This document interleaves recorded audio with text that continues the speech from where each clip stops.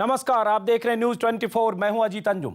आम आदमी कौन है? आम आदमी कैसा दिखता है? आम आदमी कैसे रहता है? आम आदमी क्या खाता है? आम आदमी क्या पीता है? जवाब है, आम आदमी वो है जो जिंदगी का बोझ उठाते उठाते बेनूर हो जाता है। आम आदमी वो भी है जो आज दिल्ली के सीएम अरविंद केजरीवाल के जनता दरबार में गया और खाली हाथ लौटा। आम आदमी वो भी है जो अपनी तकलीफों का अंबार लेकर जब केजरीवाल और उनके मंत्रियों के जनता दरबार में पहुंचा तो इतनी अफरा तफरी हो गई कि सीएम साहब को लाउड स्पीकर लेकर छत पर चढ़ना पड़ा।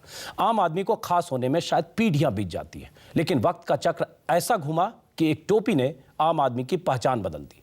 इस टोपी का कमाल देखिए। पहले आम आदमी खास होने के लिए तड़पता था, अब खास आदमी आम आदमी के साथ खड़ा होने के लिए मचल रहा है।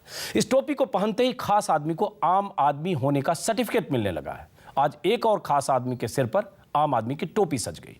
टेलीविजन के जाने माने पत्रकार आशुतोष ने आम आदमी की टोपी पहन ली। आशुतोष तो चलिए समाजवादी रहन सहन वाले पत्रकार हैं, लेकिन इनसे पहले कई करोड़पति चेहरे आम आदमी की नुमाइंदगी की शपथ ले चुके हैं, जो महंगी गाड़ियों से चलते हैं, आलीशान कोठियों में रहते हैं, रेड कारपेट पर पांव रखते हैं, जिंदगी के पथरीले रास्तों से दूर दूर तक जिनका कोई वास्ता नहीं था। लेकिन नई सियासी संस्कृति के उभरते नायकों से आज सबसे बड़ा सवाल यही है कि क्या सिर्फ टोपी पहनने से ही बन जाते हैं आम आदमी? बड़े बड़े लोग कैसे बन गए आम आदमी?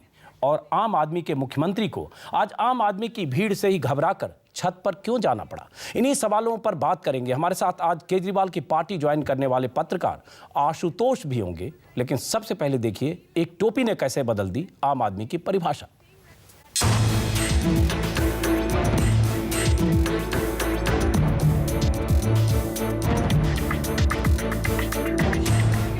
इस महान मुल्क की मिट्टी ने टोपी की ऐसी महिमा कभी नहीं देखी। एक टोपी ने क्या क्या कर दिया। टोपी से नई सियासत का शंखनाद हो गया। टोपी पहनकर आम आदमी सत्ता पर विराजमान हो गया। टोपी ने बड़े बड़े सत्ताधीशों का कॉन्फिडेंस हिला दिया। टोपी ने संघर्ष की गाथा लिख दी। टोपी प्रतीक बन गई। अमीर के सिर सजी तो नजीर बन गई, फकीर ने पहनी तो इतिहास की लकीर बन गई। सियासत में कभी टोपी पहनाने की होड़ थी, अब टोपी पहनने की दौड़ है। बड़े बड़ों ने टोपी पहनी, खास लोगों ने टोपी पहनी, सिर्फ आम आदमी बनने के लिए, सिर्फ आम आदमी कहलाने के लिए। टेलीविजन के नामचीन पत्रकार आशुतोष के सिर पर भी ये टोपी सज गई। केजरीवाल ने खुद अपने हाथों से पहनाई और आशुतोष भी हो गए आम आदमी। कल तक नेताओं से सवाल पूछते थे, आज उनसे सवाल हुए, जवाब दिया। सुविधा भोगी मानसिकता लेकर सियासत में नहीं आए हैं, सत्ता लक्ष्य नहीं है, सिस्टम के खिलाफ संघर्ष करेंगे। आम आदमी के मुखिया ने भी स्वागत में दिल के दरवाजे खोल दिए। आशुतोष जी जो इस देश की बहुत बड़े पत्रकार हैं और पत्रकारिता में एक बहुत बड़ा नाम है, वो आम आदमी पार्टी ज्वाइन कर रहे हैं। हम पार्टी में उनका स्वागत करते हैं। चुनाव लड़ना पहली प्रायोरिटी नहीं होगी, क्योंकि चुनाव लड़ना ही राजनीति नहीं से तमाम गली मोहल्ले कूचे शहर जहां भी जाएंगे जाऊंगा, मोबिलाइज करूंगा। टोपी पहनी तो कस्में खाई कि टोपी की रस्मों को बड़ी शिद्दत से निभाएंगे। वैसे ये भी सच है कि इस टोपी ने आम आदमी की परिभाषा ही बदल दी। मुश्किल हो गया आम और खास आदमी का फर्क। कल तक मजबूरी का नाम था आम आदमी, लाचारी की पहचान था आम आदमी, सियासत का मोहरा था आम आदमी। आम आदमी वो था जो 2 जून की रोटी के जुगाड़ में मुश्किलों के झंझावात का मुकाबला करते करते बेनूर हो जाता, लेकिन अब आम आदमी कोहिनूर है। ये टोपी की महिमा है कि BMW और ऑडी से चलने वाला भी आम आदमी हो गया। लाखों रुपए की सैलरी पर काम कर चुके सूट बूट वालों ने टोपी के आकर्षण में आम आदमी की नई परिभाषा गढ़ डाली। जरा देखिए आज कौन कौन हो गया केजरीवाल की पार्टी का आम आदमी। डेक्कन एयरलाइंस के फाउंडर कैप्टन गोपीनाथ आम आदमी के कॉकपिट में बैठ गए। इंफोसिस के बोर्ड में रह चुके बालाकृष्णन ने आम आदमी की कंपनी ज्वाइन कर ली। एप्पल की हाई फाई नौकरी छोड़कर लाल बहादुर शास्त्री के पोते आदर्श शास्त्री मैंगो मैन बन गए। रॉयल बैंक ऑफ स्कॉटलैंड की CEO रह चुकी मीरा सान्याल भी आम आदमी बन गई। विश्वविख्यात नृत्यांगना मल्लिका साराभाई भी आम आदमी के मंच पर खड़ी हो गईं। स्टार टीवी और NDTV के पूर्व CEO समीर नायर भी आम आदमी की पहचान बन गए। और अब टीवी पत्रकारिता के जाने माने चेहरे आशुतोष ने भी आम आदमी की टोपी पहन ली। धन्य है आम आदमी, धन्य है आम आदमी की टोपी और धन्य है इस टोपी के आविष्कारक केजरीवाल साहब, जो झाड़ू और टोपी के जनक से सत्ता के नायक हो गए। अब हवा का रुख भांप कर सफेद टोपी पहनने के लिए देश भर से उमड़ती खासो आम की भीड़ ने कांग्रेस को तो परेशान कर ही दिया है, बीजेपी के चेहरे को भी बेनूर कर दिया है। ये हवा आंधी बनकर कहीं सत्ता का सपना न उड़ा ले जाए, इसलिए बीजेपी ने भी मोदी की टोपी पहनी। आप माने या न माने, ये राजनीति का टोपी युग है। अब खास आदमी को आम आदमी बनाने वाली टोपी की तारीफ करें या इसे केजरीवाल का कमाल कहें या चढ़ते सूरज को सलाम कर सत्ता की लाल कालीन पर पांव रखने की चाहत कहें, आप खुद तय कीजिए। लेकिन ये सवाल तो बनता ही है कि क्या सिर्फ टोपी पहनने से ही बड़े बड़े लोग बन जाते हैं आम आदमी? Bureau report, news 24। तो ये थी तस्वीरें जनता दरबार की। सवाल यही कि बड़े बड़े लोग क्यों बन रहे हैं आम आदमी? टोपी पहनकर क्या कोई भी बन सकता है आम आदमी? और आम आदमियों की भीड़ से बचकर, भीड़ देखकर क्यों केजरीवाल चढ़ गए सचिवालय की छत पर? क्यों इतनी भीड़ जुट गई? केजरीवाल भीड़ का सामना नहीं कर पाए या भीड़ बेकाबू हो गई क्योंकि पहले से उसके इंतजाम नहीं थे? इन तमाम सवालों पर बात करेंगे। हमारे साथ है स्टूडियो में नए आम आदमी पार्टी नेता बने आशुतोष, टीवी पत्रकार सुधांशु मित्तल, बीजेपी नेता अखिलेश प्रताप मुस्कुरा रहे हैं लखनऊ से। आशुतोष जी आज पहली बार टीवी स्टूडियो में आम आदमी पार्टी के नेता के तौर पर आए हैं। आज ही इन्होंने आम आदमी पार्टी को ज्वाइन किया। अब तक आप लोग इनको देखते रहे होंगे, दर्शक कई सालों से नेताओं की खिंचाई करते हुए, नेताओं से सवाल पूछते हुए, नेताओं को किसी मुद्दे पर घेराबंदी करते हुए। आज आशुतोष बतौर आम आदमी पार्टी नेता हमारे साथ हैं। हम चाहेंगे जो हमारे साथ नेता हैं वो भी जरूरत हो तो आज सवाल पूछ सकते हैं आशुतोष से, क्योंकि आशुतोष ने इन नेताओं से कई साल तक सवाल पूछे हैं। लेकिन शुरुआत मैं करता हूं आशुतोष, हमें लगा कि आप टोपी पहनकर आएंगे क्योंकि आप दोपहर में 3 बजे हमने टोपी के साथ तस्वीर देखी।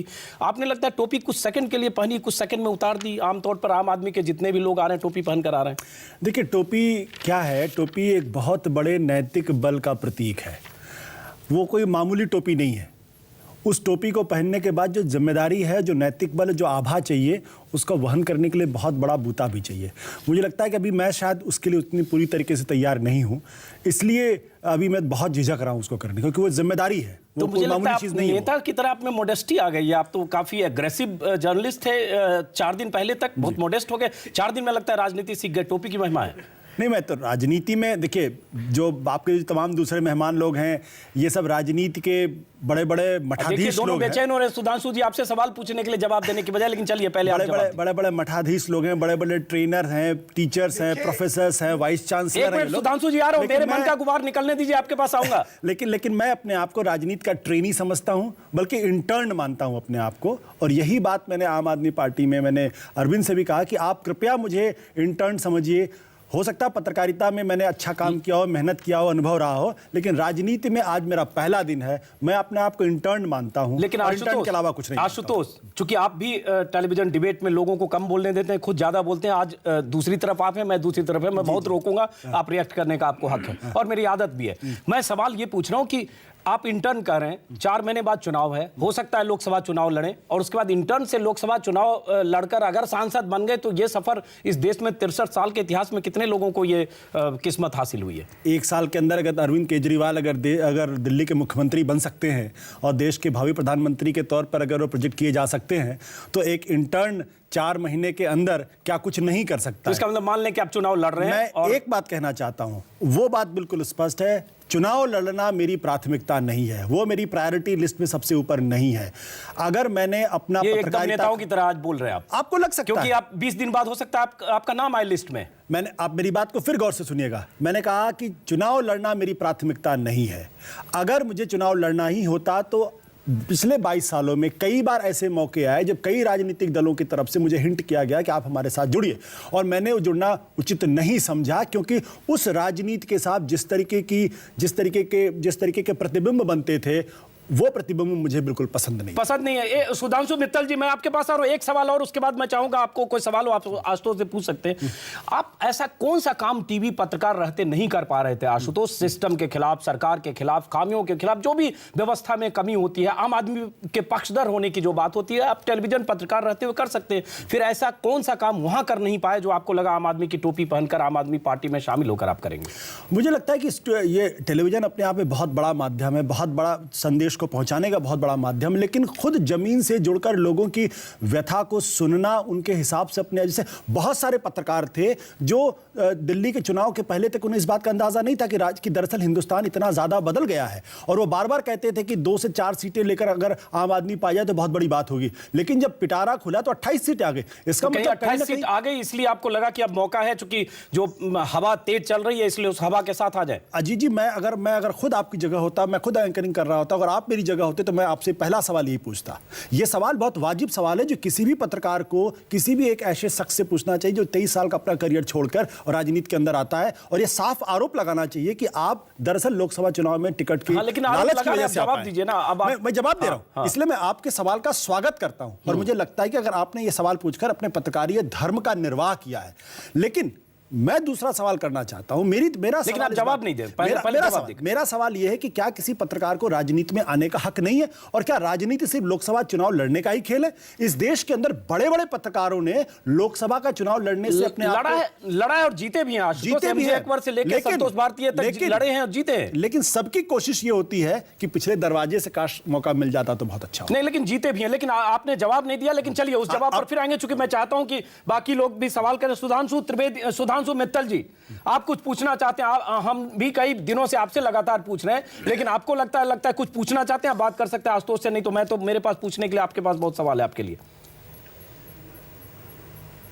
आशुतोष जी, सबसे पहले राजनीति में आपका स्वागत।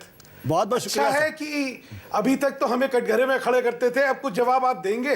बिल्कुल। लेकिन आपका भविष्य उज्जवल रहे राजनीति में, मेरी शुभकामनाएं और बहुत स्वागत जी। अभी आपने कहा भाई टोपी इसलिए उतार दी क्योंकि टोपी के साथ उत्तरदायित्व आता है, और शायद अभी उतनी परिपक्वता नहीं है, इसलिए मैंने टोपी उतार दी। क्या इसी वजह से आज अरविंद केजरीवाल टोपी नहीं पहने हुए हैं? आज 3-4 दिन से लगातार मैं देख रहा हूं उनकी टोपी गायब हो गई है। शायद ये एहसास हो रहा है क्या उनको कि जिस परिपक्वता के साथ उनको ये प्रशासन चलाना चाहिए था, या जो सोच के आए थे वो नहीं है, बहुत बड़ी जिम्मेदारी हो गई, इसलिए टोपी उन्होंने भी उतार दी क्या? चलिए जवाब दें, उसके बाद मैं अखिलेश प्रताप सिंह के पास आऊंगा। देखिए, मैं सुधांशु जी की बड़ी इज्जत करता हूं, बड़ी कद्र करता हूं, एक राजनेता होने के नाते और साथ ही साथ व्यक्ति के तौर पर भी। लेकिन मैं एक बात कहना चाहता हूं, वो ये बात कहना चाहता हूं कि उस टोपी की काबिलियत और उस टोपी पर आज बहस हो रही है, ये इस बात का प्रतीक है कि वो टोपी कितनी बड़ी है और उसने किस तरीके से इस देश की मानसिकता को बदलने का काम किया है, और साथ ही साथ बीजेपी को भी बदलने का काम किया है, क्योंकि बीजेपी भी अब टोपी पहनने लगी है। जो पहले दूसरों को टोपी पहनाया करते थे, अब खुद टोपी पहनने लगे हैं। ये उस टोपी का कमाल है जो उसने दूसरे के सिर की टोपी पर पहनाने के बाद किया है। और जहां तक अरविंद केजरीवाल का है, मुझे नहीं लगता अरविंद केजरीवाल को इस बात का प्रमाण देने की जरूरत है। सुधांशु जी, मुझे नहीं लगता अरविंद केजरीवाल को इस बात का प्रमाण देने की जरूरत है कि अब उन्हें यह साबित करना है कि उस जिम्मेदारी उत्तरदायित्व का बोझ उनके सर पे है या नहीं है। मुझे लगता है जिस तरीके से वसुंधरा राजे उनकी नकल कर रही हैं, और जिस तरीके से झारखंड के मुख्यमंत्री उनकी नकल कर रहे हैं, जिस तरीके से उत्तर प्रदेश के मुख्यमंत्री नकल कर रहे हैं, ये इस बात का प्रतीक है कि वो ऑलरेडी जो है एक ऐसे आइकॉन के तौर पर कन्वर्ट हो गए हैं जो दरअसल उनकी लोग नकल किया कर रहे हैं। चलिए हमें रोकना होगा। सुधांशु मित्तल जी, आप कुछ पूछना चाहते हैं, उसके बाद अखिलेश जी के पास आएंगे, अखिलेश प्रताप। सुधांशु मित्तल जी, ये तो सवाल सही है कि अचानक कल भगवा टोपी पहनकर बीजेपी के नेता आए, मोदी फॉर पीएम बीजेपी लिखकर टोपी की नकल, टोपी से टोपी का मुकाबला, टोपी से वो तस्वीरें हमने देखी, और उसके बाद विजेंद्र गुप्ता राजघाट पर भगवा टोपी में थे, शाम को हमारे स्टूडियो में टोपी उतार कर आए। तो ये टोपी युद्ध भी हो रहा है एक तरह से, और टोपी की नकल भी कर ली आपने आम आदमी पार्टी की। लेकिन सवाल उठता है, टोपी पहनकर मोदी को पीएम नहीं बना सकते आप? टोपी मानते हैं ना कि टोपी जो है वो उतारना जो है उसका पर्पस ये नहीं हो सकता जो आशुतोष ये भी कह रहे हैं। अच्छा छोड़िए, अभी तो इन्होंने कहा कि भाई उनकी चीजों को देखते वसुंधरा जी ने जो है वही कॉपी कर लिया, वसुंधरा जी ने अपनी सिक्योरिटी कम कर दी वगैरह। मैं आपसे एक पूछना चाहता हूं प्रश्न, क्या केजरीवाल जी के पास सिक्योरिटी है या नहीं है? क्योंकि एक जहां अगर हाँ या ना में जवाब दीजिएगा, ताकि फिर मैं कुछ आपको दिखाना चाहता हूं। आशुतोष जी, उन्होंने सिक्योरिटी है या नहीं है, ले रखी है या नहीं ले रखी है, बताइए। सुधांशु मित्तल जी, जब मैं एंकर के तौर पर आपसे सवाल करता था हाँ या ना में जवाब दीजिए, तो आपने कितने बार हाँ या ना में जवाब दिया था? तो हाँ या ना में जवाब देता हूं जब हाँ या नहीं, आपने नहीं दिए थे। चलिए आप नहीं देंगे, मैं एक चीज दिखा दूं, एक चीज दिखाता हूं। जी जी, देखिए ये चित्र हैं, ये चित्र सारे जो हैं अरविंद केजरीवाल जी के साथ ये व्यक्ति है इसके हैं। ये देखिए यहाँ पे है, ये यहाँ पे है, ये यहाँ पे है, ये यहाँ पे है, ये यहाँ पे है, ये यहाँ पे है, ये यहाँ पे है, ये यहाँ पे है, ये यहाँ पे है, ये यहाँ सारे चित्र हैं। जानते हैं व्यक्ति कौन है? ये व्यक्ति सुरक्षा कर्मी हैं जो इनकी सुरक्षा में लगे हुए हैं। मैंने कोई सुरक्षा नहीं ली, लेकिन हर मौके पे हर मौके पे, चाहे वो ये देखिए पहला चालू करिए। अच्छा, सुधांशु ये जी, जिस समय अभी सेशन चालू हुआ और एलजी के साथ जा रहे हैं, सुधांशु जी काफी उसमें रिसर्च उनके कर रखा है गाड़ी आपने में है, केजरीवाल की सुरक्षा पर, उनके इतनी दफ्तर तस्वीरों में के है। साथ काफी रिसर्च कर रखा है। इसका मतलब आप पूरी ताकत आपने केजरीवाल के पीछे रिसर्च टीम लगा दी है। ये फोटोग्राफर आपका था या अखबारों से आपने इकट्ठा किया? ऐसा तो नहीं कि कोई फोटोग्राफर भी लगा दिया सारे सुरक्षा कर्मियों की तस्वीर खींचकर? अजीत जी, सारा विषय क्या है? संकेतवाद और प्रतीकवाद, उसकी बातें करना बहुत आसान होता है जी। असलियत आपकी संकेतवाद से अगर नहीं मिलेगी तो जनता में आपके प्रति अविश्वास आएगा। चलिए उस अविश्वास की बात करेंगे। कि जब नई नई शादी सुधांशु होती जी ने है, सवाल खड़ा किया है। सुधांशु जी, आइए हम दोनों मैं इसलिए कह रहा हूं कि जब नई नई शादी होती है तो नई शादी में पहले मनाया जाता है, फिर समझाया जाता है, फिर जो है आगे की बात मत बताइएगा अभी, कम से कम आप। तो अभी तो हम बनाने के लिए आपको चीजें बताएंगे। चलिए सुधांशु जी, मैं आपसे सिर्फ इतनी गुजारिश करना चाहता हूं, आइए हम दोनों साथ निकलते हैं। पहले अरविंद केजरीवाल के घर जाते हैं और उसके बाद नरेंद्र मोदी के घर पे जाते हैं और देखते हैं किसके यहां सुरक्षा है, किसके यहां सुरक्षा नहीं है। तो यहाँ खतरे का भी सवाल है आशुतोष। नरेंद्र मोदी को जितना थ्रेट है केजरीवाल का नहीं है, इसलिए तुलना करना शायद गलत होगा। मोदी की रैली में पटना में इस तरह से धमाके हुए, इसलिए दोनों की सुरक्षा का जो थ्रेट परसेप्शन है वो दोनों अलग है। लेकिन चलिए एक बार हम अखिलेश प्रताप सिंह को इसमें शामिल करेंगे। अखिलेश प्रताप सिंह, बहुत सारे लोग आप देख रहे हैं लगातार आम आदमी पार्टी में शामिल हो रहे हैं, सारे लोग टोपी पहनकर आम आदमी हो रहे हैं। आशुतोष भी आज आम आदमी हो गए, कल तक टीवी के बड़े पत्रकार थे, एंकर थे, और 50 बार कम से कम आपने इनके सवालों का सामना किया होगा, झेला होगा, कभी आप परेशान भी हुए होंगे, कभी टारगेटेड भी महसूस किया होगा। बहुत सारे लोग आज आम आदमी हो रहे हैं। एक तरह से आम आदमी की तरफ, आम आदमी पार्टी की तरफ आने की कतार बहुत लंबी है, कांग्रेस के दरवाजे पर कोई जा नहीं रहा है।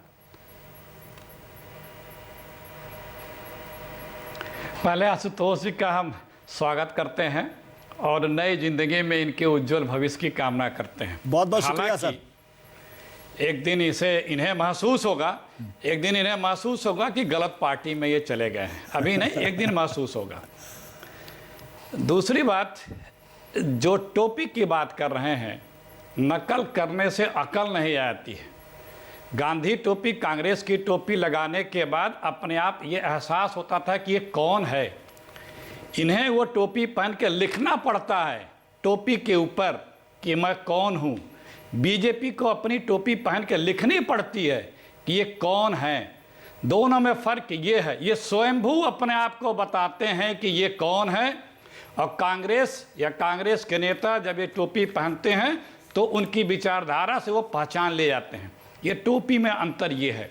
लेकिन आपने टोपी छोड़ दी ना सर, गांधी टोपी आपने छोड़ दी, इन्होंने आम आदमी की टोपी पहनते हैं जब हम लोग नहीं, हम लोग दिखावे के लिए नहीं पहनते हैं। सेवा दल के हम लोग मार्केटिंग, हम लोग मार्केटिंग और पैकेजिंग के लिए नहीं पहनते हैं। बड़े बड़े मार्केटिंग जगत के लोग इनके यहाँ ज्वाइन किए हैं, वो तरह तरह की स्ट्रेटेजी जानते हैं मार्केटिंग की। हम लोग पॉलिटिकल लोग हैं, पॉलिटिकल चीज़ों के लिए पहनते हैं, और वो है। और उसको पहनने के बाद आदमी जान जाता है ये कौन है। इन्हें लिखना पड़ता है टोपी के ऊपर कि ये कौन है। हाँ, तो आम आदमी लिख रहा है ना। लिखा आज तो जवाब तो आपको देना चाहिए, मैं आपकी तरफ से जवाब दे रहा हूं उनको। ठीक है, अब नहीं, दूसरी बात अभी कही गई, जो व्यक्ति इस पार्टी से और केजरीवाल से नैतिकता और क्रेडेंशियल्स और मॉरलिटी की उम्मीद करे तो हम कहते हैं अभी वो उसके ऊपर पर्दा है, थोड़े दिन में हटते दिख जाएगा। थोड़े दिन में पर्दा दिख जाएगा। लेकिन सवाल अन्ना जी के साथ से लेकर के अन्ना जी के साथ से नहीं मेरी बात हो जाने, अन्ना जी के साथ से ओथ लेने तक जो कस्में वादे क्या क्या किया, सबको वापस किया, सबको डिच किया। तो हम उस पर जाना नहीं चाहते हैं। आज इनकी चढ़ी हुई है तो बुरी कम चीजें, निगेटिव चीजें नहीं दिखती हैं। चलिए, तो आपने ये कम से कम मान लिया कि आज इनकी चढ़ी हुई है, आपकी उतरी हुई है। इनके देखिए अजीत जी, दरअसल नहीं, हमारी उतरी हुई नहीं है। अखिलेश जी हमारी जो उतरी हुई नहीं हैं। है। दिल्ली ये सिर्फ 28 विधानसभा में कांग्रेस की कभी उतरी नहीं है। अच्छे बुरे दिन आते जाते रहते हैं। जी, सही बात है। 70 सीट में 8 ही सीट तो मिला, इतना कम भी नहीं है। 70 में आज कम नहीं है, 10% सीट तो मिली। सही बात है, बुरे दिन तो आते रहते हैं। नहीं, मैं कह रहा हूं कि 30-28 राज्यों में बहुत से नए दल गिरते हैं शाहसवार ही मैदान जंग में। सर, कांग्रेस तो शाहसवार है। आशुतोष मैं आपके पास आऊंगा, उनके आरोपों का जवाब दीजिए, लेकिन सुधांशु जी आपके पास आ रहा हूँ। कर रहे हैं, वक्त बताएगा। जी जी वक्त बताएगा, लेकिन एक बात आशुतोष ये कही जा रही है, कुछ दर्शकों के भी सवाल है लगातार।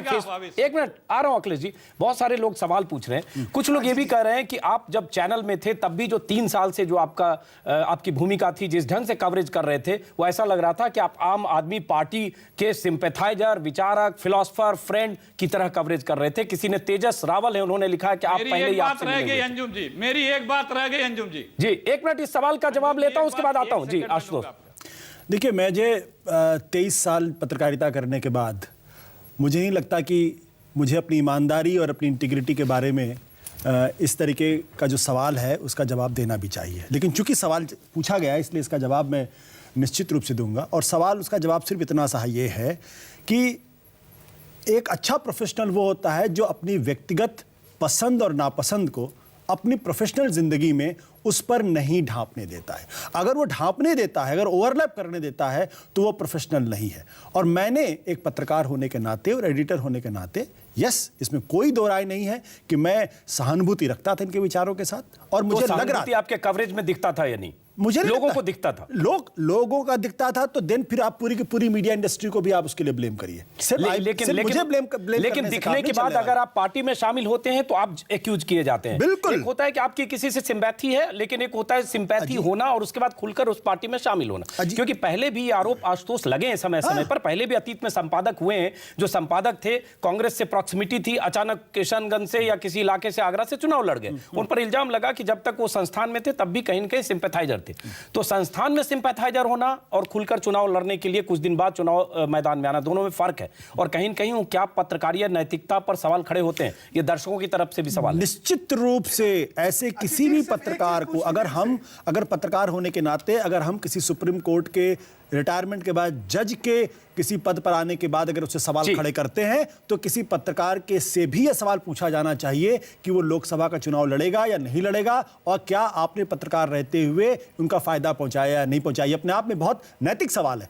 लेकिन यह भी देखना चाहिए कि किस व्यक्ति पर यह आरोप लगाया जा रहा है, उस व्यक्ति की पत्रकारिता या उस वक्त का जीवन कितना ईमानदार रहा है या ईमानदार नहीं रहा है। ईमानदार का मतलब मैं दरअसल उन तमाम लोगों से कहना चाहता हूं कि आज जो लोग मीडिया के अंदर आकर अपने आप को बहुत काबिल समझते हैं और ये कह रहे हैं कि जो देश के अंदर जो बदलाव आ रहा, तो वो तो मैं कह सकता हूं दावे के साथ, मैंने 3 साल पहले जो समाज के अंदर आते हुए बदलाव को देखा था वो अंत में आज सही साबित हो रहा है। और आज टाइम्स ऑफ इंडिया जैसा अखबार लिखता है, it's a political revolution of epic proportion. ठीक है, अगर वो एक अलग चीज है, सच्चाई को पकड़ना, वो एक अलग चीज है। वो सच्चाई को पकड़कर सुधांशु आप कुछ कहना चाहते हैं, उसके बाद सुधांशु त्रिवेदी, सुधांशु मित्तल। आशुतोष जी एक चीज का जवाब दीजिए। बिल्कुल। क्या यह सच नहीं है कि आप दिल्ली से चुनाव लड़ने वाले हैं? मुझे पुख्ता जानकारी है कि आप जो है दिल्ली से चुनाव लड़ने के लिए इसको छोड़ के आए हैं। अब देखिए, नेताओं वाली बात नहीं करिएगा। अभी तक तो आप वही बात करें कि देखिए मेरी प्राथमिकता नहीं है, लेकिन हाँ, ये आप हाँ या ना में या जो भी आपको स्पष्टीकरण करना है करिए। आप ये तय हुआ हो गया। अब आप एंकर की तरह लंबे सवाल मत करिए, चलिए। देखिए सुधांशु जी, मैंने आपको जवाब दे दिया। मैं राजनीति में अभी इंटर्न हूं, इसलिए कैसे राजनीति की जाती है, कैसे तीखे सवालों के जवाब दिए जाते हैं, ये मुझे अभी नहीं मालूम है। मैं जब उतना परिपक्व हो जाऊंगा तो आपकी तरीके से ऐसे सवालों के जवाब उसी परिपक्वता के साथ दूंगा। आज तो मैं इतना ही कह सकता हूं एक इंटर्न और ट्रेनी होने के नाते कि भाई मेरी प्राथमिकता पर चुनाव लड़ना नहीं है। अखिलेश जी भी कुछ जो मतलब निकाला, और आपका सोर्स कौन है ये तो मैं अखिलेश प्रताप आप भी कुछ कहना चाह रहे हो। वैसे आशुतोष जी कह रहे हैं एकदम मंजे हुए नेता की तरह कह रहे हैं, 15 दिन बाद 20 दिन बाद इनका नाम होगा, फिर हम पूछेंगे। चलिए अखिलेश प्रताप आप कुछ कहना चाह रहे हैं। नहीं, सुनिए आशुतोष जी भी वही केजरीवाल के सारे शब्दों को रिपीट कर रहे हैं।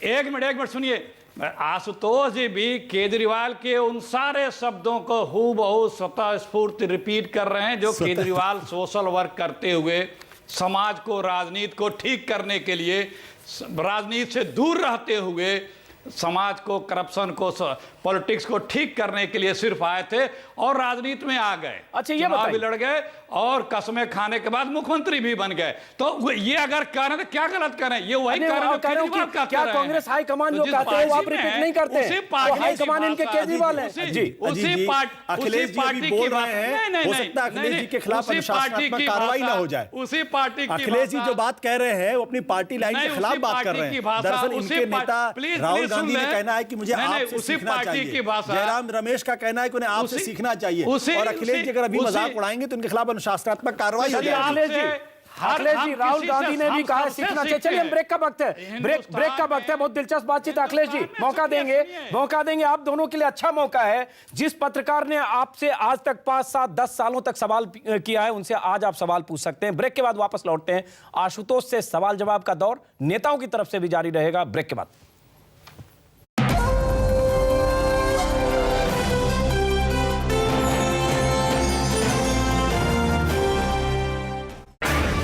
आपने बिल्कुल डंके की चोट पर ऐलान किया कि जी मैं तो जा रहा हूँ अमेठी से चुनाव लड़ने।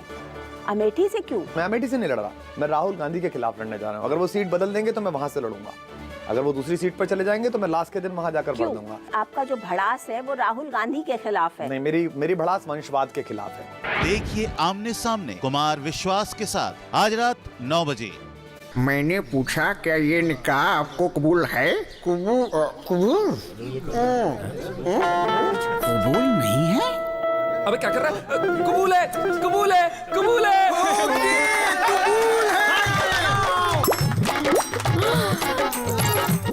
सुनो मियाँ, क्विकनिक चबाओ, ठीक से बताओ। पेश है तंबाकू छोड़ने का नया तरीका क्विकनिक। एक स्वादिष्ट निकोटीन च्युइंगम। इसे थोड़ा चबाओ, बिठाओ, दोहराओ और तंबाकू चबाने से आजादी पाओ। अपनाइए मिला स्किन क्रीम। इसको सिर्फ रात में इस्तेमाल करने से आपको मिले फेस प्रॉब्लम से आजादी। अब फेस प्रॉब्लम को कहिए बाय बाय। एली फार्मास्यूटिकल्स द्वारा निर्मित।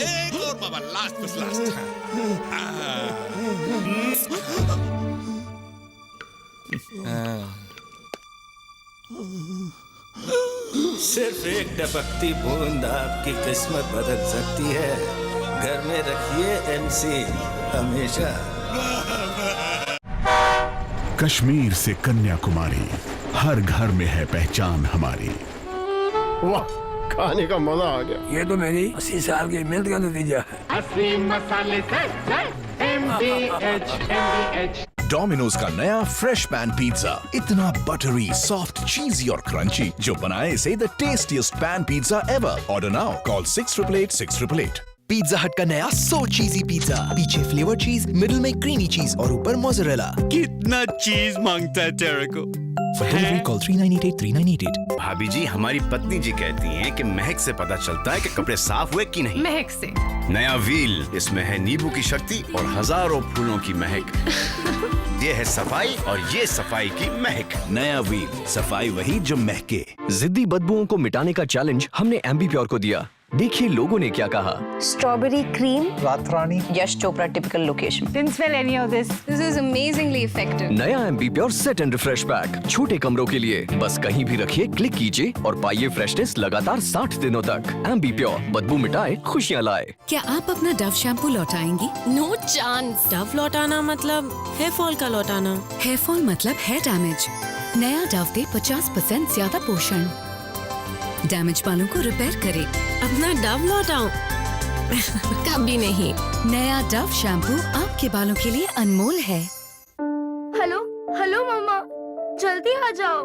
पापा पापा, उसको स्कूल से निकाल दिया। वो मेरा बेस्ट फ्रेंड है।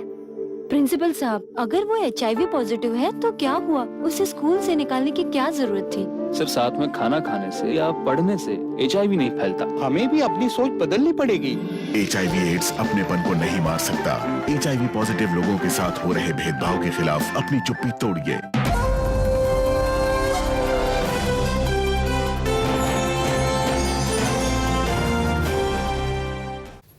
ब्रेक के बाद आपका स्वागत है। हमारे साथ हैं टीवी पत्रकार आशुतोष। आशुतोष आज ही आम आदमी पार्टी में शामिल हुए हैं। कुछ दिनों में हो सकता है चुनाव लड़ने का ऐलान भी हो पार्टी की तरफ से। हालांकि आशुतोष कह रहे हैं राजनीति में चुनाव लड़ने के इरादे से नहीं आए, लेकिन आमतौर पर हर नेता ऐसे ही कहता है। और ये राजनीतिक पैतरा, नेताओं की तरह बोलना आशुतोष ने लगता है सीख लिया। बहुत कुछ ही घंटे में, 3 घंटे पहले इन्होंने पार्टी ज्वाइन की और उसके बाद अभी राजनेता की तरह बात कर रहे हैं आशुतोष। एक चीज और है, बहुत सारे दर्शकों की तरफ से सवाल है। एक उमेश उत्साही हैं गोंडा के, उन्होंने कहा सांसद बनने की लालसा ने एक निर्भीक पत्रकार को मार दिया। ये एक दर्शक का सवाल है और अगर उसको ऐसा लगता है तो उसको अपनी राय रखने का पूरा अधिकार है। एक दूसरा सवाल है, संजय राज शर्मा है, एक पत्रकार आम आदमी की आवाज पार्टी से ज्यादा बुलंद करता है तो पार्टी में शामिल होने का क्या मतलब? पार्टी में रहने का क्या मतलब? हर संगठन का एक अनुशासन, पार्टी में शामिल होने का क्या मतलब? मैं कह रहा हूं हर संगठन का अपना एक अनुशासन होता है। आप किसी न्यूज चैनल या अखबार में होते हैं, उसका भी एक अनुशासन होता है। आप अनुशासनहीन नहीं हो सकते, आप स्वच्छंद नहीं हो सकते। इसी तरीके जब आप किसी पार्टी में होते हैं तो पार्टी का भी एक अनुशासन होता है। मैं ये बात कहना चाहता हूं, एक पत्रकार होने के नाते कई बार ऐसा होता है कि हम जमीनी सच्चाइयों से काफी दूर हो जाते हैं और इसलिए जैसे दिल्ली के चुनाव इस बात का पुख्ता प्रमाण है कि बहुत सारे पत्रकारों को इस बात का एहसास नहीं था कि दिल्ली में दरअसल किस तरीके का स्पंदन हो रहा है और इसीलिए सही आकलन करने में लगभग सारे लोग नाकामयाब। आशुतोष, लेकिन अगर आपको याद ताजा था तो आपको पहले 1 साल पहले, 6 महीने पहले, 10 महीने पहले छोड़कर, नौकरी छोड़कर आपको पार्टी में शामिल होना चाहिए था। जब सूरज उदय हो रहा है और उदय हो चुका कहें, तब वहां आने से क्या फायदा? घोड़ा दौड़ रहा है, उस घोड़े की सवारी आप कर रहे हैं। पहले आपको आपके सवाल के 2 पहलू। मौका परस्ती लोग पहला सवाल ये इस बात को लेकर अन्ना के आंदोलन का समय और दूसरा नहीं, मैं 6-8 महीने की बात कर रहा हूं, मैं पार्टी बनाने की बात। ये मैं आप सब के सामने कहना चाहता हूं, दरअसल इस पार्टी को इस तरह सफलता मिलेगी और इस तरीके कामयाबी मिली, इस बात का अंदाजा मुझे भी नहीं था। लेकिन जैसे जैसे कैंपेनिंग करीब होती है, मैंने शुरू किया था कि 4 से 5 सीटें इनको मिल सकती है। लेकिन जब मैंने बात करना शुरू किया तब मैं अंतिम दौर पर इस निष्कर्ष पहुंचा कि 22 से 25 सीटें इस पार्टी को मिल सकती हैं।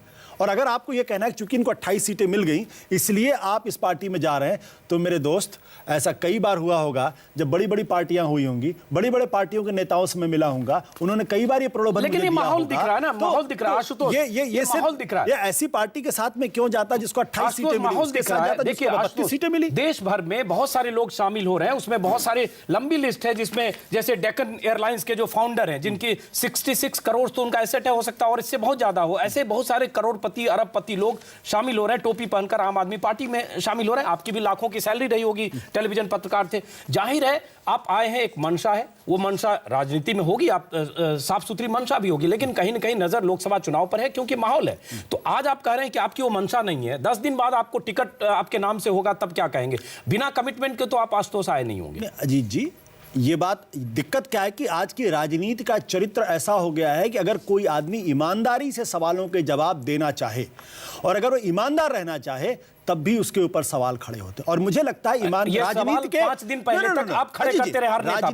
राजनीति के इस चरित्र को बदलने की जरूरत है। 5 दिन तक पहले तक यही सवाल आप हर नेता पर खड़े रहे, किसी को भी आपने बख्शा नहीं। मैं कौन कहता हूं मैं कोई अपवाद हूं, लेकिन मैं ये जरूर जानता हूं कि मैं जिन सवालों के जवाब दे रहा हूं, एक पत्रकार के नाते अगर मैं ईमानदारी से सवाल पूछता था तो आज मेरा जवाब भी उतना ही ईमानदार। लेकिन 10 दिन बाद राजनीति का चरित्र ऐसा हो गया। 10 दिन बाद अगर आपके नाम के टिकट का ऐलान होगा तो मानेंगे कि 10 दिन पहले आप गलत बोल रहे थे या आप तथ्य को छुपा रहे थे, या नेताओं की तरह जैसे होता है, नेता नहीं बोलते क्योंकि सच बोलना हर समय जरूरी नहीं होता, इसलिए आप वही एक नेता की तरह आप छुपाने की कोशिश। मैंने आपसे क्या कहा? आपने मुझसे सवाल पूछा, मैंने उसका क्या जवाब दिया था? नहीं, आपने कहा कि मैं चुनाव लड़ने नहीं आया हूं। मैंने एक मिनट, मैंने आपसे ये कहा चुनाव लड़ना मेरी प्राथमिकता नहीं। तो ये तो अच्छा नेता ऐसे ही बोलता है, चुनाव लड़ने देश सेवा प्राथमिकता। इस देश के अंदर राजनीति में जाने का मतलब हो गया पैसा कमाना, 5 सितारा होटलों में जाना, अरबों खरबों की प्रॉपर्टी बनाना और उसके बाद सत्ता और मंत्री के पद पर पहुंचना। राजनीति के चरित्र की वजह से आज आप ईमानदारी से सोच ही नहीं सकते। अखिलेश प्रताप बेचैन हो रहे हैं आपसे सवाल पूछने के लिए, आपने बहुत इन लोगों को ग्रिल किया। अखिलेश प्रताप पूछिए। अंजुम जी बहुत अच्छी बात कर रहे हैं। एक मिनट सुधांशु जी, पहले अखिलेश जी बेचैन थे, पहले उनसे सवाल लेते हैं। अंजुम जी, तो क्या आज आशुतोष जी ये ऐलान कर रहे हैं कि वो कभी चुनाव नहीं लड़ेंगे? अखिलेश जी, मैंने आपको सवालों का जवाब दिया। मैंने कहा चुनाव लड़ना मेरी प्राथमिकता नहीं है। नहीं कह रहे प्राथमिकता नहीं है। सवालों को ठीक से समझ नहीं रहे लगता है। चुनाव लड़ना मेरी प्राथमिकता नहीं है, ये मैंने साफ तौर पे कहा। और आप ध्यान रखिएगा। अब आप इनसे सीखिए। राहुल गांधी ने कहा केजरीवाल से सीखना चाहिए, वास्तव जी से आप सीखिए। ये जवाब मिल गया। दूसरा हाँ जवाब मिल गया ना, समझ गए। चलिए दूसरा सवाल भी आप पूछना चाह रहे। बहुत देखिए सवाल पूछने की बहुत बेचैनी है, लेकिन एक मौका जरा सुधांशु मित्तल को देते हैं, उसके बाद अखिलेश जी। सुधांशु मित्तल जी, एक सवाल आपकी तरफ से। सवाल नहीं, एक मिनट अखिलेश जी, सुधांशु जी भी बेचैन है, सब आशुतोष जी के मारे हुए हैं। दोनों में गायब कर दिया। एक आशुतोष जी ने दोनों प्रश्न को गायब कर दिया। मैंने कहा मुझे पुख्ता जानकारी है, बताइए आप चुनाव लड़ रहे हैं या नहीं लड़ रहे हैं? क्या आपको चिंता है क्या? अपने किसी उम्मीदवार की चिंता है क्या? सुधांशु जी, क्या आप जानना चाह रहे हैं कि ये लड़ेंगे तो आपके किस उम्मीदवार के खिलाफ लड़ेंगे? तो ये बेचैनी है क्या आप में? हम आपका चाल चरित्र चेहरा जो है दुनिया के सामने रखना चाह रहे हैं कि आप जो है कहेंगे कुछ और करेंगे कुछ और। जैसे एक मैंने 89 में सुना था, राजा नहीं फकीर है, देश की तकदीर है। वो राजा को फकीर बना के पेश करा था, देश गुमराहित हो गया था। उसके बाद क्या चरित्र निकल के आया वो दुनिया ने देख लिया था। मैं यही सब सामने देख रहा हूं। देखिए इन्होंने चुनाव लड़ा भ्रष्टाचार के बाद। सुधांशु जी, नहीं आप आपने सवाल पूछा, जवाब देने दीजिए। हो गया, आपने कहा जवाब देने दीजिए। आशुतोष, मुझे दरअसल उस वक्त आपकी जो पार्टी थी बीजेपी, दरअसल उस वक्त भी वो ट्रेनी और इंटर्न की स्थिति में थी। इसीलिए जब विश्वनाथ प्रताप सिंह के बारे में कहा गया राजा नहीं फकीर है, देश की तकदीर है, तो बीजेपी ने आगे लग के गले लगाया, भींचा और उनको पूरा समर्थन दे दिया अपनी सरकार बनाने के लिए। अब मुझे लगता है कि शायद बीजेपी ज्यादा समझदार हो गई है, इसलिए अब ऐसे चक्करों में नहीं फंसती है। लेकिन वीपी सिंह को आगे बढ़ाने का काम तो आपकी पार्टी ने किया था, आरएसएस ने किया था। और मैं आपको और बता दूं, बिल्कुल सही कह रहे हैं। आपको और बता दूं, एक बार जो है बनारस में सुधांशु जी, इस पार्टी को भी इन्होंने बनारस में जो राजर्षि की उपाधि, बनारस में 1988 में मदद की, राजर्षि की उपाधि विश्वनाथ प्रताप सिंह को दी गई थी, और जहां से उनका महत्व फैला वो आरएसएस के इशारे पर हुआ था। ये पुख्ता जानकारी मुझे भी है। लेकिन उन्होंने जो आपसे सवाल पूछा वो आप जवाब नहीं दे रहे। या तो आप मान लीजिए, या तो आप मान लीजिए कि आरएसएस और बीजेपी तब नौसिखवा थी, नई खिलाड़ी थी, आज परिपक्व होगी, इसलिए ऐसे खांचे में नहीं फंसती है। तो सवालों के जवाब अगर आप पूछेंगे तो जवाब आसानी से नहीं देंगे आशुतोष जी। चलिए अखिलेश प्रताप सिंह, क्योंकि इनको पता है इनको टिकट मिलेगा 10 दिन बाद, तब क्या कहेंगे? इनका इरादा नहीं जवाब देने का। अखिलेश प्रताप सिंह। अंजुम जी, आप पार्टी से यदि आप नैतिकता की बहस करते हैं तो बेजा टाइम व्यर्थ करते हैं। ये नाना करके सब कुछ करेंगे, इसलिए बेफिक्र होकर रहिए। नाना करके टिकट तो हम केजरीवाल से ले बैठे, आज तो ये करे नाना करके सब कुछ करेंगे। सब कुछ करेंगे। अरे ये सत्ता भी लेंगे, सब कुछ करेंगे, सब कुछ छोड़िए। तो सब कुछ आप छोड़ने के लिए तैयार है, इसका मतलब आप मान रहे हैं कि सत्ता उत्तर सब आपसे जाने वाली है। आप ये मान रहे हैं कि सत्ता जाने वाली है, सब कुछ यही लेने वाले हैं। उनके लिए कर रहे हैं। अच्छा, इनके लिए कर रहे हैं। नहीं, ये सब कुछ करेंगे, ये टिकट भी लेंगे, लड़ेंगे भी, वो जाने दीजिए। तो अच्छी बात है, नेता बन गए हैं, तो अब आप क्यों चाहते हैं पत्रकार की तरह कहना? की आवश्यकता, प्लीज बोलने तो दें। आप बोलने तो दें भाई। अखिलेश जी, आप बोलने तो दिया। नहीं, मेरी बात कंप्लीट होने दें। बहुत समस्या है। नहीं, हम फिर बोलेंगे तो बुरा लगेगा। नहीं बोलिए। हम कह रहे हैं कि जो पास्ट में हुआ है उसके बिहाफ पे आप पार्टी से ये उम्मीद ना करें कि वो सत्ता में नहीं आना चाहते हैं, सोशल वर्क के लिए आए हैं, समाज को, राजनीति को सुधारने आए हैं। वो और राजनीतिज्ञों से ज्यादा झुक करके प्रलोभन और सत्ता की दलाली राजनीति करने आए। वो दिख गया है। तो ये भी कहा जा सकता है। टोपी नहीं पहनी आशुतोष जी ने जो टोपी नहीं पहनी, टोपी इसलिए नहीं पहनी कि इनकी पहचान उस टोपी वालों से ज्यादा है। जो टोपी पहन के अपनी पहचान आप पार्टी से बता रहे हैं, आशुतोष जी की पहचान उस टोपी वालों से ज्यादा है। इनकी उस पहचान को मटमैली करेगी। आज नहीं कल ही एहसास होगा आशुतोष जी को। लीजिए आशुतोष जी करे इनकी टोपी उस पहचान मैली को, करेगी। वो टोपी इनके सर पे इनके पहचान को मैली करेगी। मैं जवाब दे दूं? जी मैं जवाब बता रहा हूं दीजिए। आशुतोष जी के पहचान को। ये कल थोड़े दिन बाद इनको रियलाइज होगा। अखिलेश जी मैं आपके सवालों का इसलिए जवाब, टोपी पहन के नहीं है। अगर आपकी इजाजत हो तो मैं आपके सवालों का जवाब तीसरी बात नहीं एक चीज और है। बड़े ये एक्साइटेड तो हैं। आ गए पॉलिटिक्स में, अभी भी आशुतोष जी जैसे बहुत से लोग हैं। आज ही मैं देख रहा था, सुबह जो मुख्यमंत्री दरबार लगा था, एक रिपोर्टरों को उनके पार्टी वर्करों से ज्यादा अच्छे तरह से वो डिफेंड कर रहे थे जो वहां पे एंकर रिपोर्टिंग कर रहे थे। चलिए कोई नहीं, जवाब देने दीजिए। आज तो जवाब दीजिए उसको। सुधांशु त्रिवेदी भी बेचैन है अच्छे से। जी अखिलेश जी, पहली बात तो मैं दिल से ये मानता हूं कि राजनीति में आप मेरे सीनियर हैं। मुझे आपसे बहुत कुछ सीखना है। राजनीति की वो भाषा भी सीखनी है जो अपने प्रतिद्वंदी को डिमोलिश करने के लिए होती है। राजनीति में वो आरोप लगाना भी सीखना है मुझे, जो किसी की भी चादर को मटमैली कर देता है।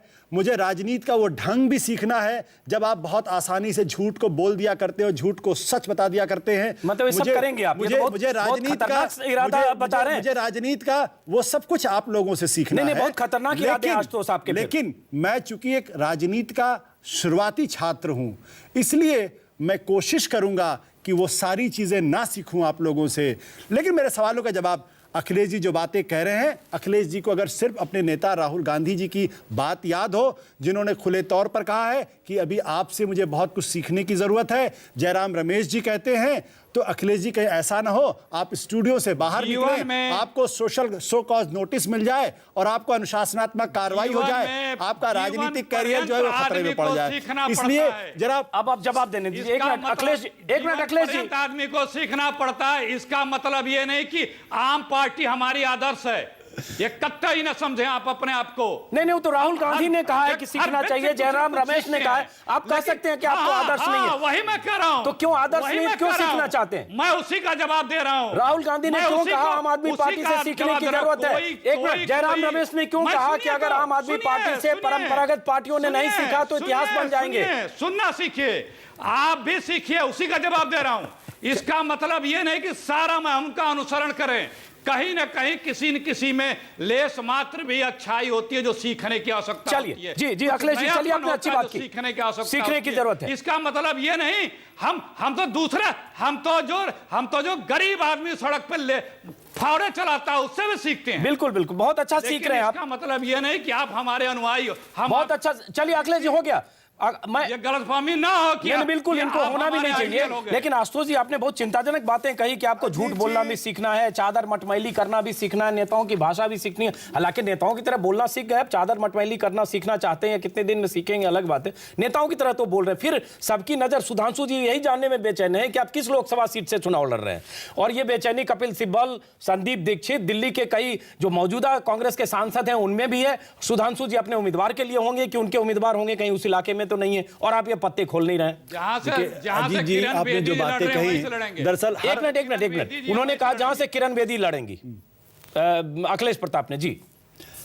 दरअसल एंकरों की दिक्कत क्या होती है ना कि किसी को बोलने नहीं देते, बीच में कूद पड़ते हैं। बिल्कुल और बीच में कूदने के बाद उसको बोलने नहीं देते, है ना? तो अब दिक्कत यह है कि मैंने जो कहा आपने बीच में उसको काट दिया।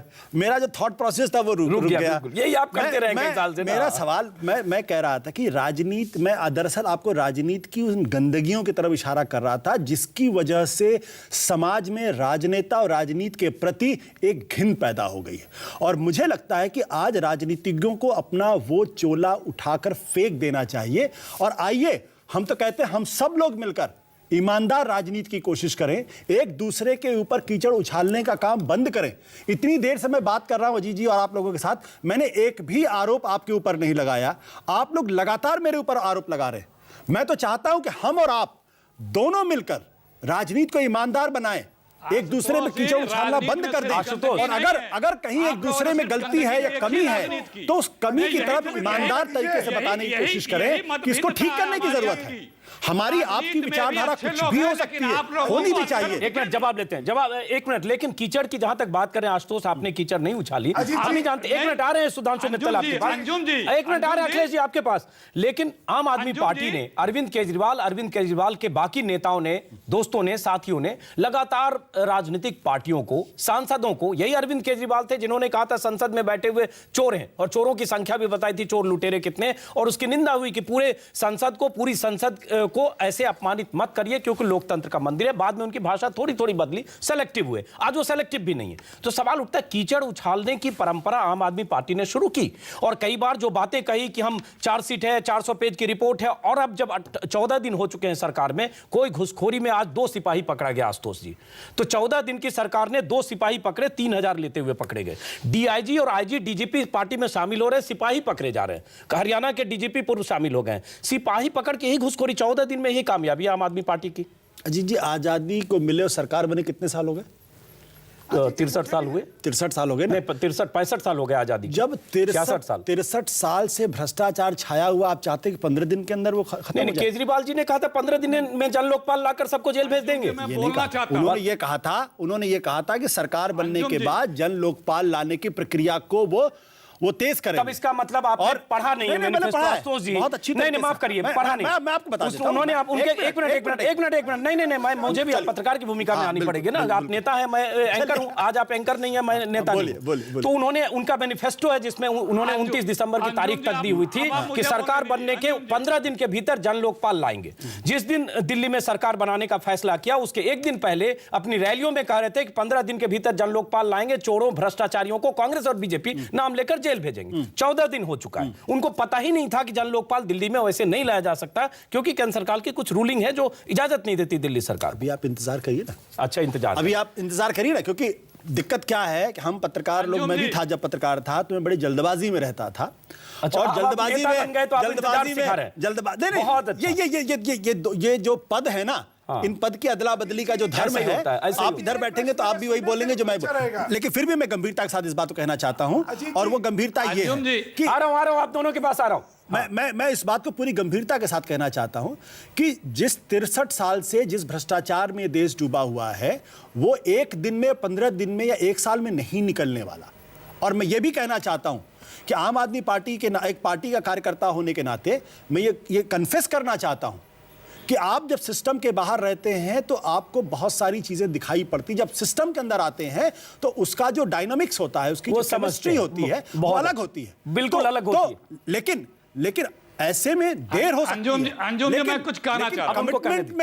कमिटमेंट में किसी तरीके का कोई दिक्कत नहीं वाली और उसमें किसी तरीके का कोई समझौता नहीं होगा। चलिए, ये बात मैं कहना चाहता हूं। सुधांशु मित्तल पहले आप, उसके बाद अखिलेश जी आपके पास आ रहा हूं। अंजुम जी, आ रहा हूं अखिलेश जी, एक बार सुधांशु मित्तल, उसके बाद आ रहा हूं सुधांशु मित्तल। पहला हक मेरा है। जी। हाँ, पहली चीज, आज जो है पत्रकारिता और मीडिया की विश्वसनीयता पे एक बहुत बड़ा प्रश्न चिन्ह लग गया है। आज तक जो गॉस्पेल ट्रुथ मानते थे, फोर्थ एस्टेट कहते हैं मीडिया को, और इनकी बात और इनकी प्रोजेक्शन जो जिस टीवी के माध्यम से ये जब करते थे तो लोगों को लगता था सत्य है और निष्पक्षता के साथ है। आज आके ज्वाइन करके 4 महीने बाद, जब 3 महीने बाद या 2 महीने बाद चुनाव लड़ रहे होंगे, तो लोग कहेंगे कि देखिए, ये आज तक जो कहते थे वो एजेंडा के साथ कहते थे। चलिए, अब मैं चाहता हूं इसका जवाब दें क्योंकि वक्त की कमी है। उसके बाद अखिलेश प्रताप के पास जाना पड़ेगा। पहली बात, एक मिनट इसका जवाब लेते हैं। एक मिनट, एक और बस एक प्रश्न। हाँ, चलिए। अच्छा, उन्होंने ये सवाल पूछा कि जिस ढंग से आपने पहले भी जो प्रमोट करते थे। जी, सुधांशु जी, चलिए पूरा करिए आप। सुधांशु मित्तल बोलिए। आज जो इन्होंने प्रमोट करते थे उसकी प्रश्न, इस पे सारे पे प्रश्न चिन्ह लगा दिया है कि जो ये तब पत्रकार के रूप में जो सामने रखते थे उसमें ईमानदारी नहीं थी।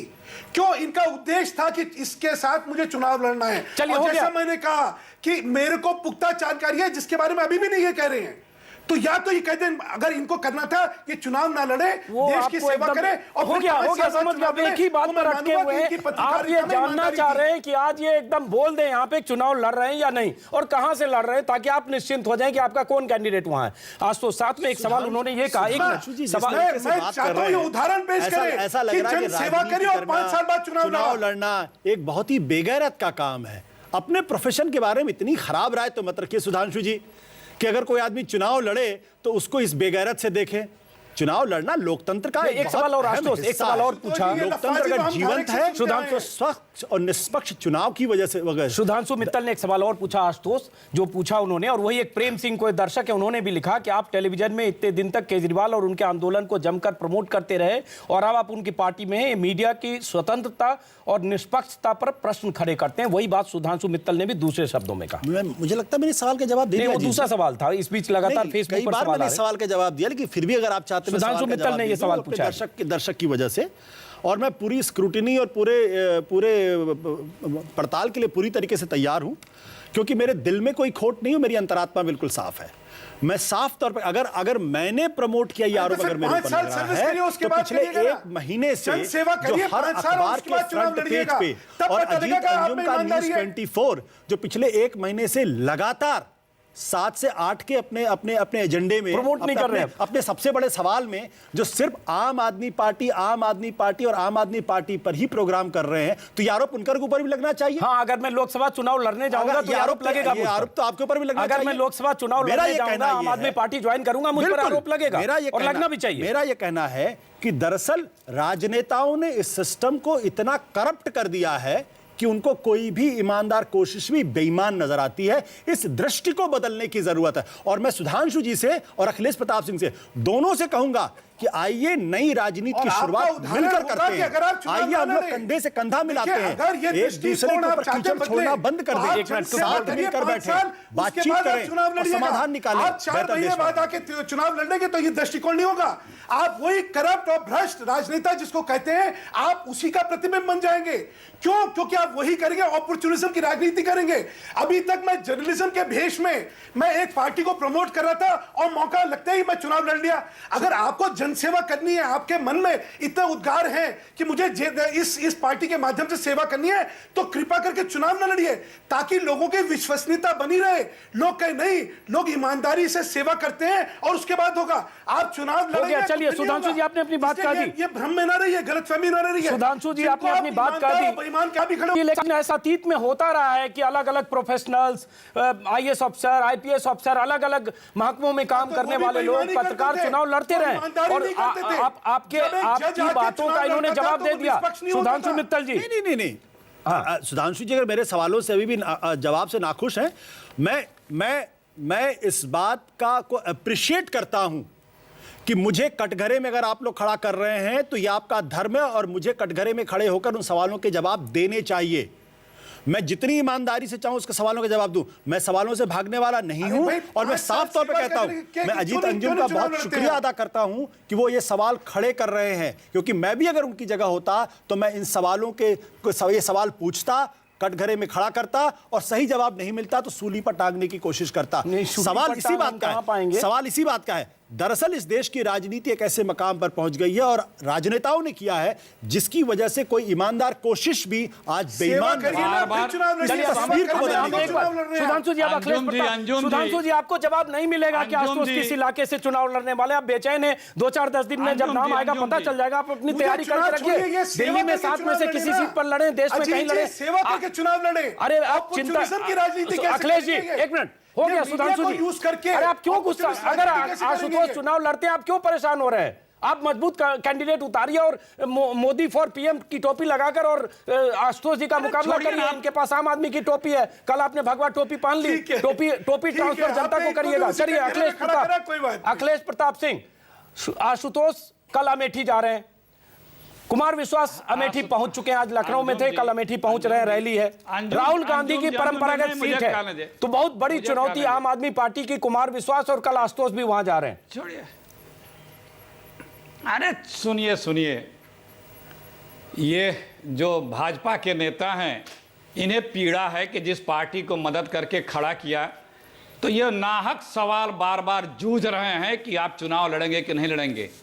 और उनसे नैतिकता की उम्मीद करते अरे हैं। समर्थन तो वो आप करते दे रहे होंगे, हैं उन्हें अखिलेश भ्रम। जी। दूसरी कमाल बात, है, 5 बार मीरा चोर को आप को डांटे। आप एक सुने मिनट, सुधांशु जी, एक मिनट जवाब देने दीजिए। सुधांशु जी, आपको चोर और बेईमान सुधांशु जी, कहते एक हैं। मिनट, सुधांशु जी जवाब पेशेंस ही देने नहीं दीजिए। है। अखिलेश आप कह रहे प्रताप, हैं, हमने खड़ा करा, ये भी कमाल है। एक मिनट, सत्ता में सुधांशु आप जी, लेके आ रहे हैं, सुधांशु सत्ता की मित्तल, हासिल अखिलेश, करें और हमें कटघरे में अरे खड़ा कर रहे हैं। सुधांशु मित्तल ये जी, भी वक्त कमाल कम है, है। अखिलेश आप प्रताप को जनता जवाब क्या देने दीजिए। समझते हैं? एक मिनट, जनता को मूर्ख समझते हैं क्या आप? चलिए अखिलेश प्रताप, जनता को मूर्ख नेताओं ने भी समझा है, राजनीतिक दलों ने भी किसी समझा को और जनता ने सबक पेशेंस- सिखाया समय समय पर। अखिलेश प्रताप, अभी बार कम से कम 10 बार आशुतोष जी ने कहा कि आइए इस राजनीति को, गंदगी को, भ्रष्ट, पता नहीं क्या क्या बड़े लंबे चौड़े नुक्ते नुमा शब्द पढ़े।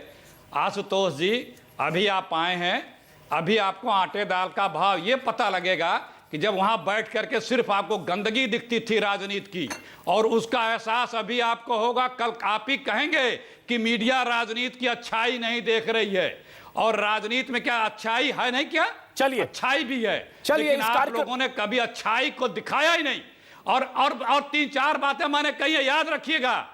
कुछ दिनों में आप पीड़ित होकर कहेंगे कि मीडिया को राजनीति की अच्छाई नहीं दिख रही है। चलिए अखिलेश जी, इस मुझे बुराई को रोकना आप होगा आप दिखा सबको। करके सुधांशु politician मित्तल, और politics को सुधांशु इतना मित्तल, गंदा बताते रहे हैं। आशुतोष, एक मिनट, आपको रोकना होगा, कार्यक्रम खत्म हो रहा है। आशुतोष, इस कार्यक्रम में आने के लिए बहुत बहुत शुक्रिया। देखते हैं कल अमेठी में आप क्या शुरुआत करते हैं। एक पत्रकार चुनावी मैदान में आने वाले समय में देखते हैं लोकसभा चुनाव कहां से लड़ते हैं। हालांकि नेता की तरह आज कह रहे हैं कि इनका इरादा चुनाव लड़ने का नहीं है, या इनका इरादा चुनाव लड़ने के इरादे। आप तथ्यों को तोड़ मरोड़ रहे हैं। मैं आरोप आपके ऊपर लगा रहा हूं। आप एक चैनल के मैनेजिंग एडिटर हैं। मैंने ये कहा चुनाव लड़ना मेरी प्राथमिकता नहीं। चलिए, चुनाव लड़ना इनकी प्राथमिकता नहीं है, लेकिन इन्हें अगर 7-8-10 दिन बाद इन्हें टिकट मिल जाएगा तो चुनाव लड़ने से ऐतराज नहीं है, ये तो मैं कह सकता हूं। मैंने कहा चुनाव लड़ना मेरी प्राथमिकता नहीं है, ये बात मैं स्पष्ट तौर पर कहना चाहता हूं। चुनाव लड़ना इनकी प्राथमिकता नहीं है, लेकिन अगले 10-20 दिन में आमतौर पर देखते हैं क्या होता है और उसके बाद नजर होगी। और इस कार्यक्रम को हम यही खत्म करते हैं। सुधांशु मित्तल जी, आशुतोष अब नेता बन चुके हैं, आप भी नेता हैं, मैं एंकर हूं, अभी तक हूं स्टूडियो में, आगे भी रहूंगा। हम लोग सवाल जवाब का दौर जारी रखेंगे, इनको बुलाते रहेंगे, आप सवाल जवाब पूछते रहेंगे। आप सभी मेहमानों का यही बहुत बहुत शुक्रिया।